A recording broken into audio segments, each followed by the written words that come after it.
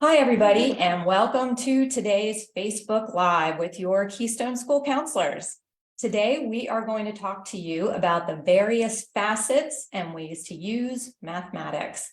I'm Mrs. Dakota. With me today are Mrs. Holmes and Mrs. Hoovler. I believe Mrs. Holmes is going to lead us off talking about careers for those of you who excel at math. So I did a little research on this topic because I don't know a whole lot about math because I'm not a very good math student. But I did find out that in the next I would say 8 years or so, the employment for math jobs that involve math is going to grow by 29%. So there are 82,000 new jobs coming up on the horizon that involve math. So if you like math or you're good at math or you want to do something with math, there's a lot you can do. Some of the more interesting ones, there's some common ones, like you could be a math teacher, teach math in college. You can be an accountant, financial analyst, all of those, pretty common things that most people, associate with math. But there's also some you don't really think would involve math, like, being an architect. It takes a lot of math. You have to measure and, use your math skills. Same with interior design. I used to want to be an interior designer until I realized the amount of math involved. You're computing like lengths and measuring the room and measuring everything and doing a lot of fractions and stuff like that, geometry. So really, yeah. And another thing I found interesting was that a meteorologist uses a lot of math because they're predicting, the weather. So, those predictions obviously involve math. And lastly, a really interesting one that I wanted to bring up was an air traffic controller. You usually don't think about that as a math job, but you are using math because you have to make sure that the planes aren't gonna Hit. make sure everybody's crash. safe. Yes. Right. Yeah. Yes. Right. Safe. So Good job. yeah, those are a few careers that you could do involving math. And I believe Ms. Hoovler is going to talk about math and anxiety. Yes, because like you said, not all of us are good at math. And I think I can probably speak for this room that we went into counseling probably because we're not that good at math, right?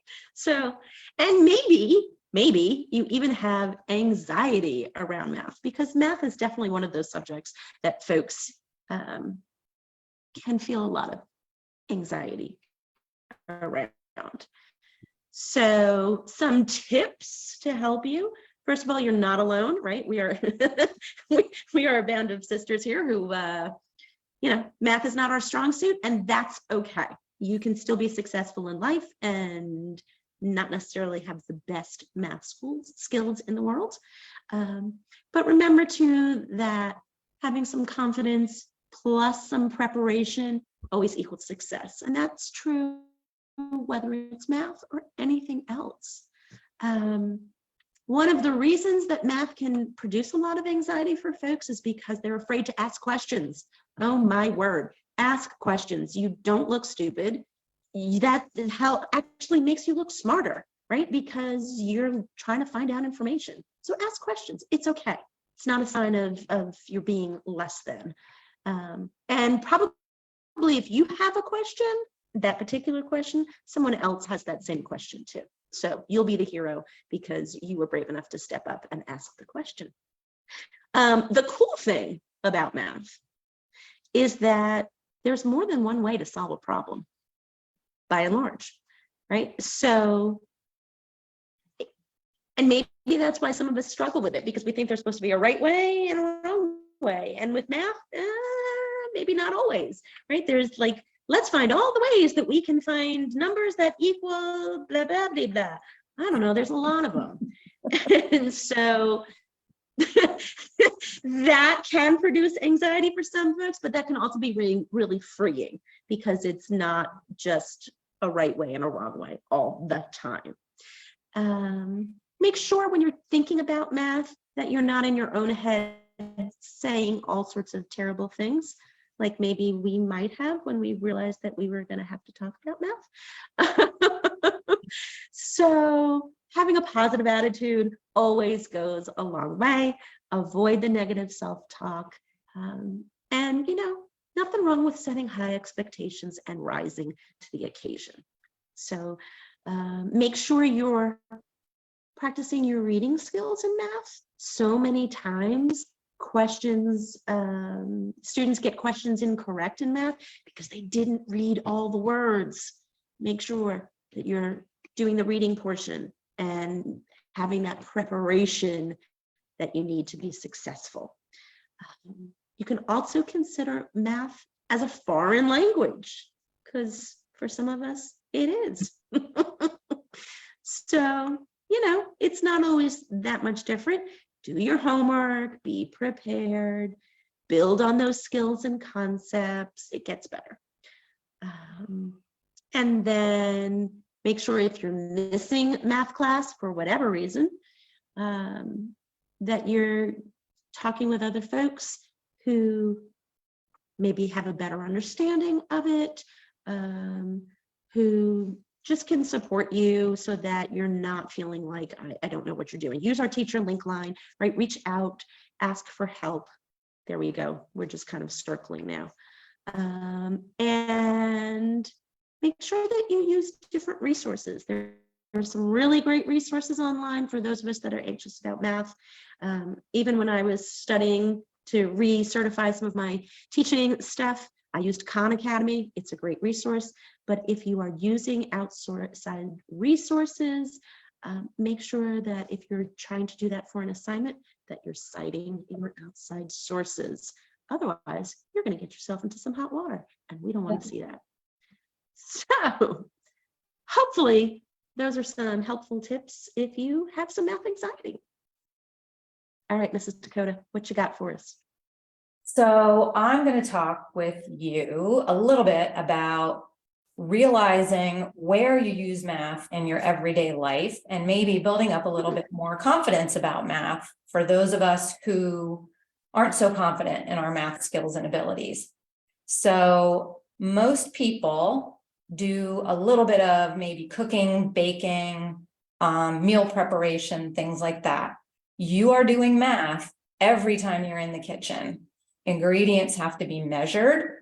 Sometimes you need to multiply if you're going to increase a recipe, if it's for 4 people and you want to make it for 8, or if it's for 10 people and you only want to make it for 5, you've got to decrease it. Even just using the stove and setting the temperature, you've got to know your numbers, and it's basic math skills in action when you're doing that. If you're into gardening at all, working in the garden, you have to account for, if you've got a 10-foot by 10-foot plot and you want to do 7 tomato plants, they all have to be so many inches apart. And then you want to plant pumpkin seeds and they need so many feet to grow. You probably don't even think about it, but you're doing calculations and measuring, and that's all math skills. In the arts, if you are painting, sculpting, dancing, or just doing any of that for fun, you're applying basic math. You're maybe doing geometric shapes, figuring out things where things go, but that's all basic math skills in action.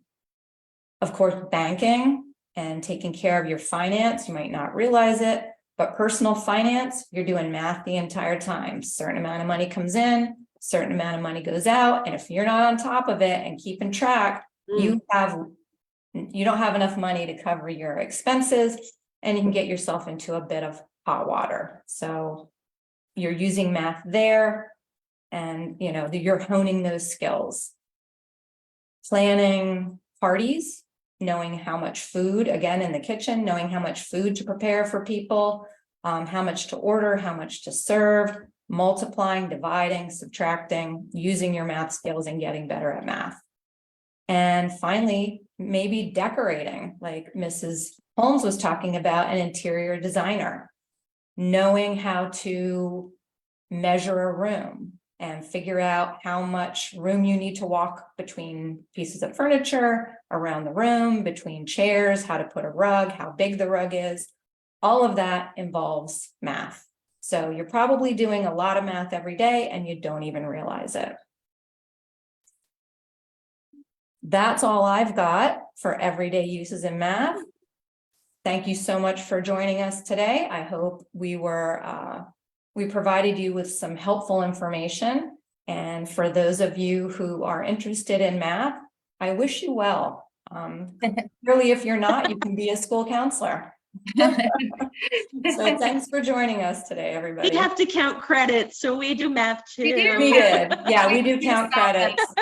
We do count credits. So we do have to do a little bit of rudimentary math in there. Thanks, everybody. Bye-bye. Bye.